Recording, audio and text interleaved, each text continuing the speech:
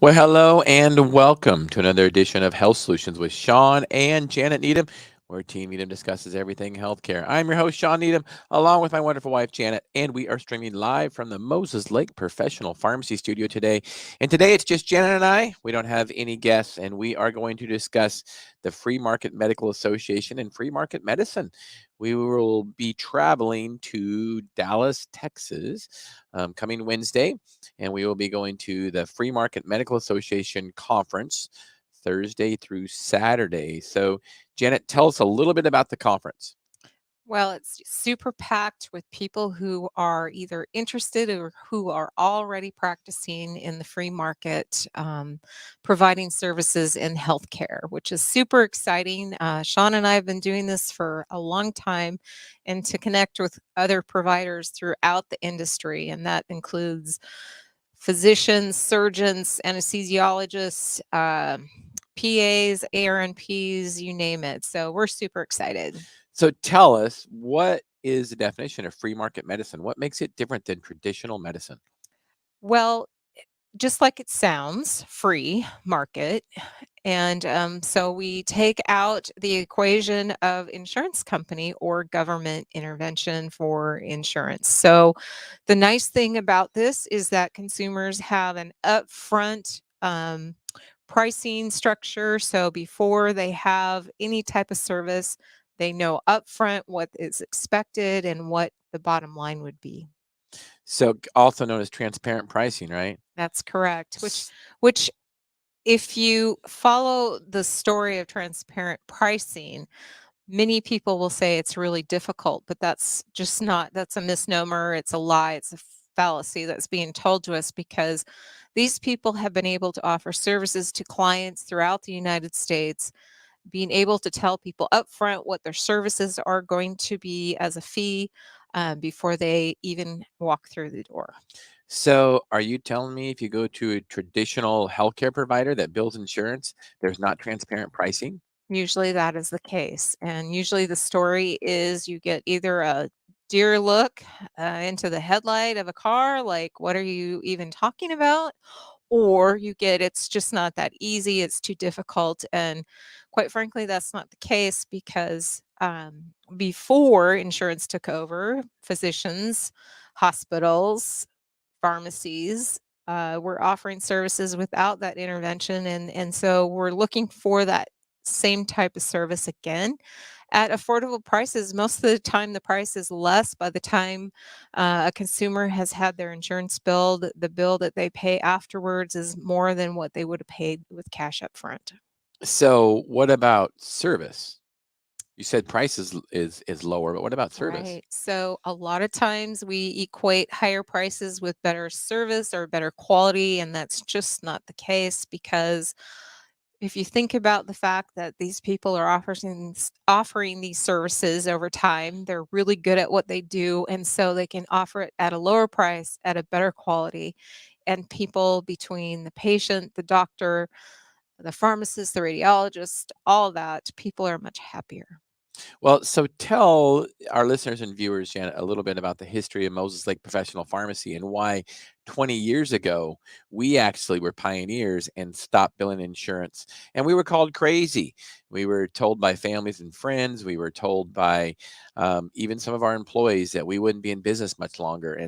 And 20 years later, many of our colleagues have went bankrupt trying to cash flow an insurance-based practice. And meanwhile, we have 20 years later, we're thriving and we love what we do. So tell our listeners and viewers, Jan, a little bit of history about why we stopped billing insurance in 2002.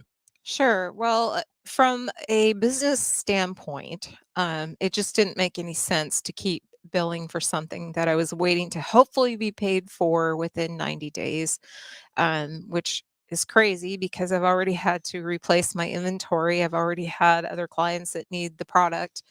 And then hopefully you won't be audited and have to refund, even though the product went out the door and the patients consumed it because the insurance company decided it was not an approved product for that client. And so on my end of it, just financially, it made no sense at all. The other part of it is that the interference that was happening between the prescriber, the doctor on the health professional side on what they thought was the correct treatment was being disrupted. It was the insurance company telling the provider what service had to be offered. And that just didn't sit well with me because I feel like sometimes if we take the step of that out of the equation, the amount of time the client spent getting treatment, the appropriate treatment, the quality of that service, and not having to wait, it just didn't make any sense to us. So we just decided that, we're going to step out of that box and we're going to practice like patients have been treated for thousands of years. We didn't have this type of service prior to Medicare and Medicaid. So why not act like we had been throughout history? Why not go back to our roots and actually treat clients up front? And what it meant to us is that we had to look at our pricing strategies and actually offer a service that was fair to the consumer and that they would agree to pay. And it's worked out beautifully. So is free market medicine, is it actually less expensive than traditional with traditional health insurance medicine?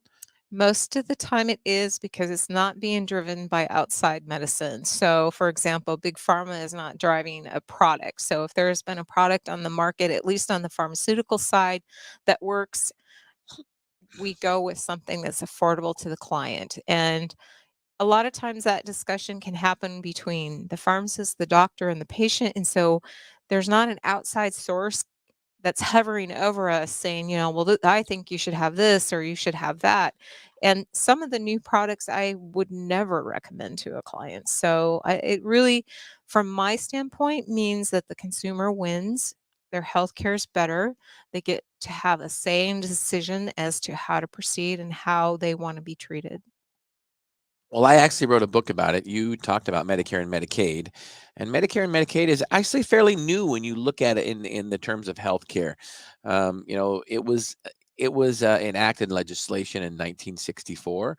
I wrote a book about this, and that's when Medicare and Medicaid came into play. And you know what is this? 70 years later, 60 years later, we're bound 70% plus of all healthcare is paid for by some kind of government service. So what happens when the government pays for something? The healthcare providers don't care about the price. So they can upcharge whatever they want. Now, that doesn't necessarily mean they get paid that. But in the end, that's how healthcare gets expensive, is because somebody else was paying the bill. So when a consumer directly pays the bills, it drives prices down, service up, and quality up. And I know that's so hard for some people to believe, but I wrote a book about it. It's called Sickened: How the Government Ruined Healthcare and How to Fix It. It's the number one seller on Amazon in December 2019 when it was released in the Kindle form. It's also available in paperback, and I am working on the audiobook form. The audiobook form has been the most difficult out of all those, believe it or not. I did do the voice recording myself, and they're just really picky about wanting everything there with good audio. So we're working on that. So stay tuned for that. You can actually, Steph, if you will stream that, you can actually, if you want updates on the book, you can text the number that's on the screen and text, is it Sickened or book, Steph? Text Sickened and text it to that number that's on the screen, and you will get updates on the book, including the audio format when it'll be out. I'm hoping within the next month we'll have the audio book out. So, but what I do is I go into a little bit of history about how the government ruined healthcare and then how to fix it. I know a lot of people complain about, well, the government ruined healthcare, and you got doctors complaining about it and pharmacists complaining about it, but they don't have any answers.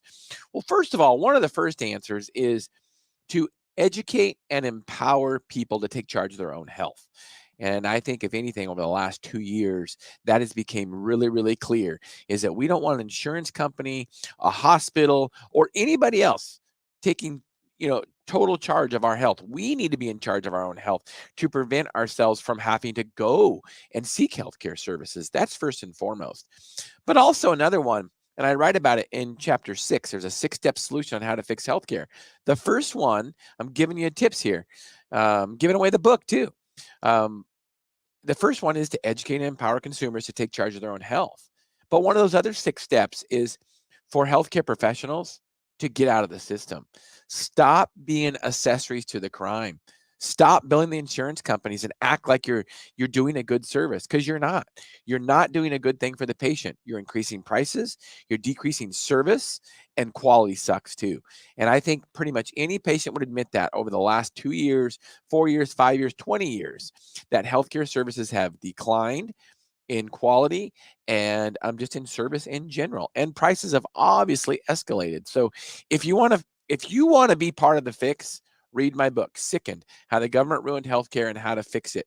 It's on You can get it on Amazon in a couple different forms. So I do have a little statement about providers. One of the biggest conversation pieces that we have over the last few years has been basically a fear statement saying, how will I make an income when I transition? Because they're so used to the model and feel secure in it.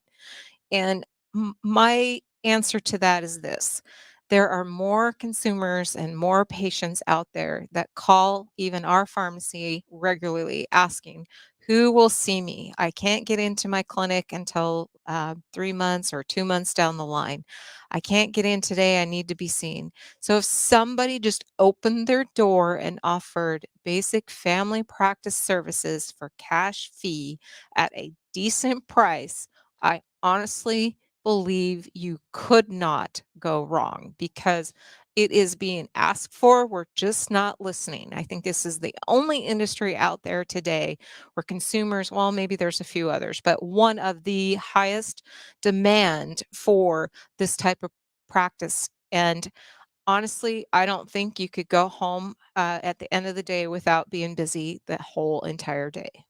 yeah, that's true. You just have to rethink the model. Right, And you just have to realize that patients are willing to seek you out if you offer something different. right. If you offer crappy service, like traditional healthcare, then yeah, you're not going to offer anything different. They're not going to pay you, but you can make a good living and have affordable prices. We work with a lot of direct primary care doctors all over the nation, and seeing a doctor, seeing a healthcare professional, that's not expensive. It's really not. You'd be surprised how affordable some of the monthly fees are. A lot of them have a monthly fee, and they're usually about $70 for a month. You can have unlimited appointments, unlimited visits with a healthcare professional, and whereas if you go into your typical insurance billing model, your insurance bills the doctor like $300, and you're going to have to pay $70 anyway for a copay, but you don't get near the service, you don't get near the quality that you would. Um, than if you were paying a direct primary care doctor, because there's nobody in between you and the doctor. They've got to work for you because they don't have an insurance contract that's sending them patients. It's you. You're paying their bill, so they've got to treat you well with good service at a good price. So, Janet, tell them about the history of our podcast. Wow. How long has it been? Is it October 2019. Well, we started this because as a podcast because we just felt like there were solutions or information that would be very accessible to consumers that we had access to being on the healthcare professional side, that the lay public, even providers, just how do I find it? How do I reach it? And also given alternatives. And the motive we have is that we want our people to be empowered to make their own choices and their own decisions, because without that liberty, you just kind of pass through a system without any control, and that's not a good feeling. And I don't really believe that all the outcomes that we would expect for healthcare is there. So if consumers are back in the driver's seat and are making informed decisions, then we feel that we've done you a good service, because sometimes we just depend on a professional to tell us what to do without even doing any groundwork. And I will tell you that the patients that have done groundwork and have access to information usually feel better about their outcomes.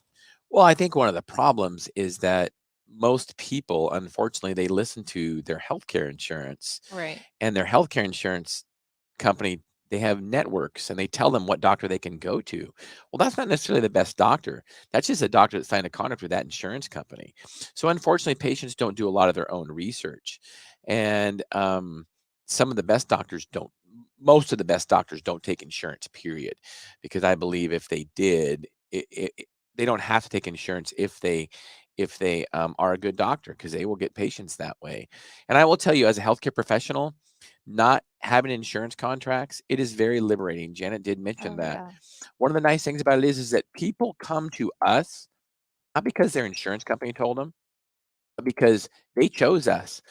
Maybe a doctor sent them to us, or they chose us because they found us. And it's based on price, it's based on quality, and it's based on service.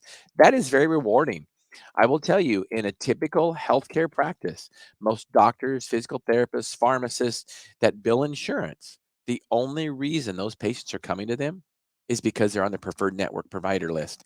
And that's not very, doesn't make you feel very valuable as a healthcare professional. Right, Janet?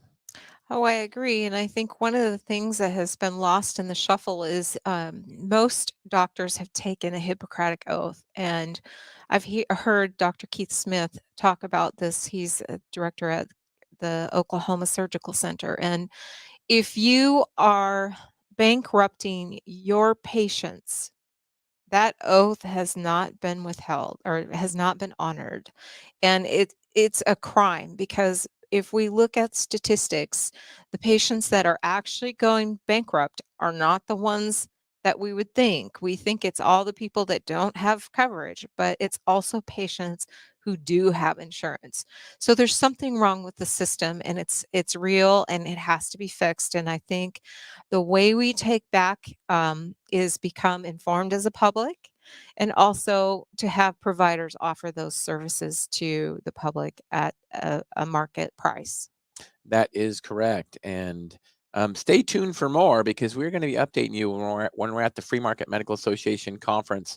Hopefully, I'm going to get to see and meet Kennedy. She's going to be Kennedy Montgomery. She is the Lisa Kennedy Montgomery. She is the keynote speaker on Saturday at the Free Market Medical Association conference, and she was a VJ, video jockey from MTV back in my college days, almost 30 years Mhm. ago. Oh, over 30 years ago, I guess I started college.